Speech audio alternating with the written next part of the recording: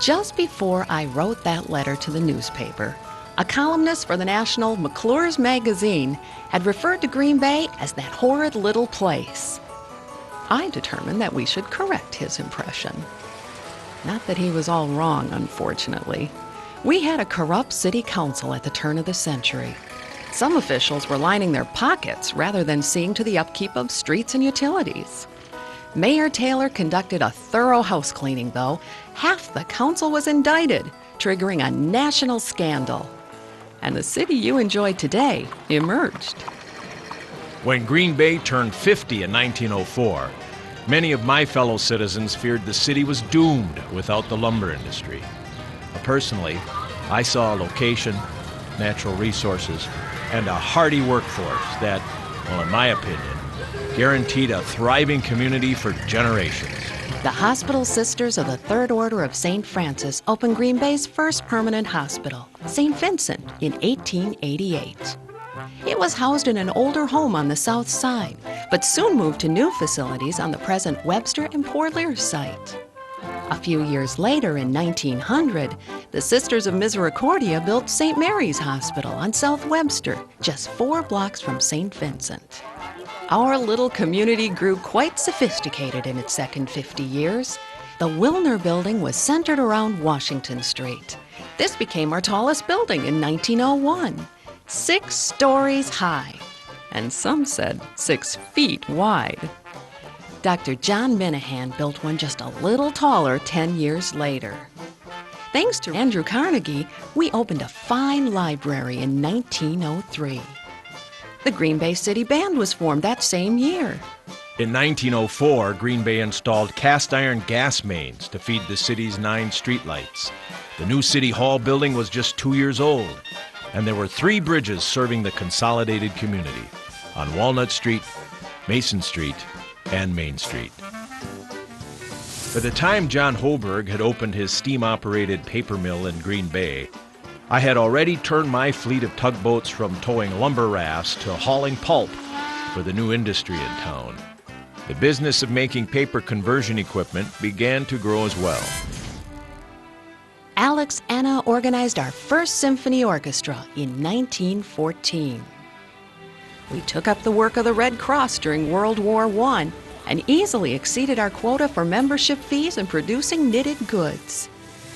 Then in 1915, another doctor, Julius Bellin, was a partner in the construction of this just a little taller yet structure, kitty corner from the Minahan. Those 2 doctors brought much more than modern architecture to our city. They laid the foundation for Green Bay's role as the health care center of Northeast Wisconsin. And in 1915, 2 young newspapermen from Michigan came to town and merged the struggling Free Press with the equally troubled Gazette. I started Green Bay Paper and Fiber Company, and a fellow named Coffrin introduced Fort Howard Paper Company in 1919. Coffrin had been laid off by Northern a year earlier and decided to show his old bosses what papermaking was all about. When it was time for me to go back for my second year at Notre Dame in 1919, I had a job here with the Indian Packing Company. Making $250 a month, what did I need with college? Well, football. I'd been a star at Green Bay East for 4 years and did well as freshman fullback under Newt Rockney. I loved the game and wanted to keep on playing. Why don't we get up a team in Green Bay? I'll take care of the publicity for you. Mr. Calhoun was as good as his word, and together we fielded a town team that won 10 games and lost just 1 in 1919. My boss at the packing company bought our jerseys and let us practice on a field that belonged to the company, so we called ourselves the Packers. After that season, my boss bought us a franchise in what became the National Football League, and I started recruiting good players from wherever I could find them. Passing the hat, even gate receipts couldn't keep up with the bills. So Cal got some of our businessmen together with his boss, Andy Turnbull of the Press Gazette. In 1923, they started a non-profit corporation that charged $5 per share and paid no dividends. The Roaring '20s were years of prosperity and growth for Green Bay. The population grew during the decade from just over 31,000 to 37,400, and there was lots of construction. That was about the same time we changed from gas to electric streetlights. By 1923, Green Bay was the world's leading producer of toilet tissue, with a daily output that would girdle the equator twice. Papermaking worked in Green Bay because producers could have all the pulp they needed shipped in cheaply by boat. It didn't take long for other industries to realize the value of our wonderful harbor, one of the finest on the Great Lakes. And by the mid-1920s, Green Bay was a national distribution hub. In the 1920s, Dr. Minahan became the first surgeon to move a living human heart, setting the stage for today's open heart surgery. Dr. Bellin started the General Hospital in downtown Green Bay in 1908, and then founded the Deaconess Hospital a few years later on South Webster Avenue.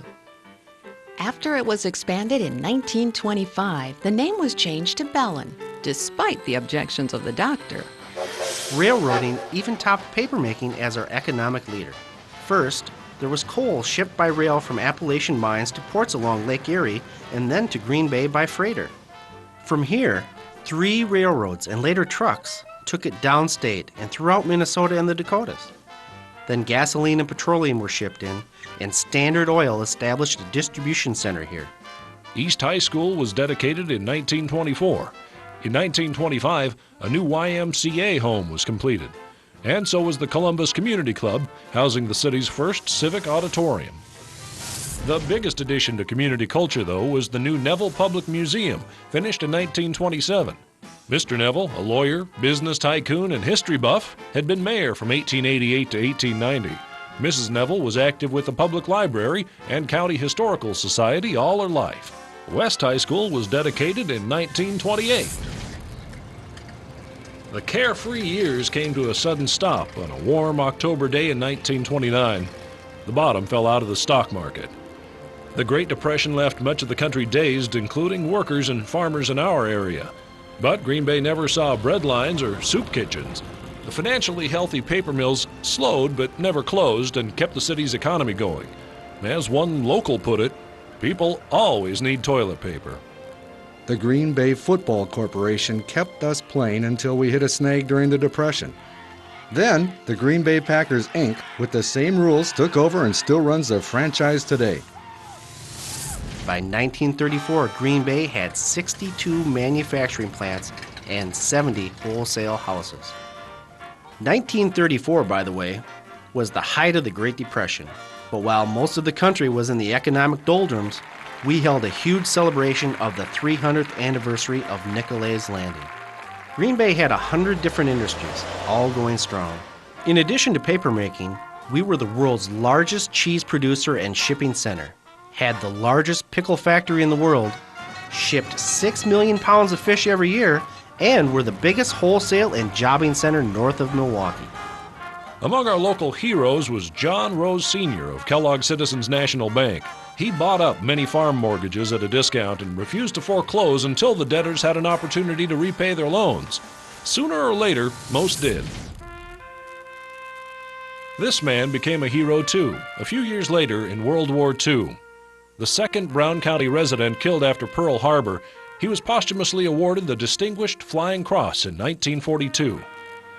Like everyone else in the U.S. during the war years, Green Bay people dutifully endured rationing, travel restrictions, and the terrible loss of friends and loved ones in battle.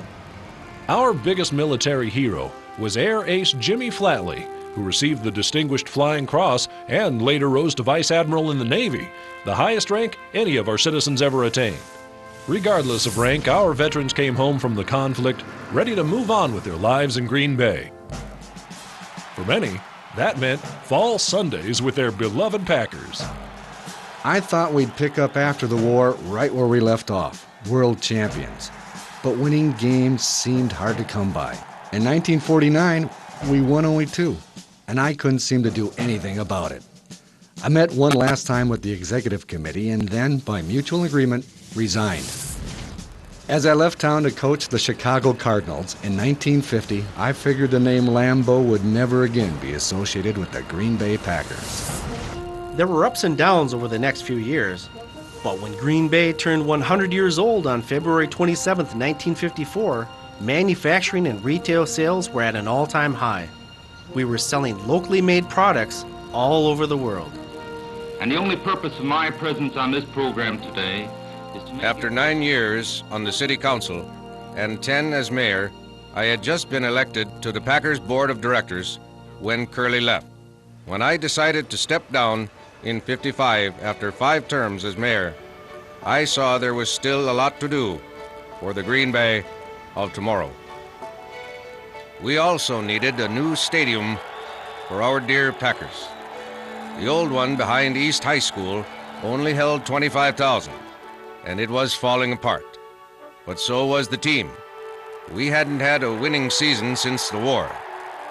I would have been more optimistic, of course, if I'd known then about our upcoming rendezvous with a relatively unknown coach on the staff of the New York Giants, a guy named Lombardi.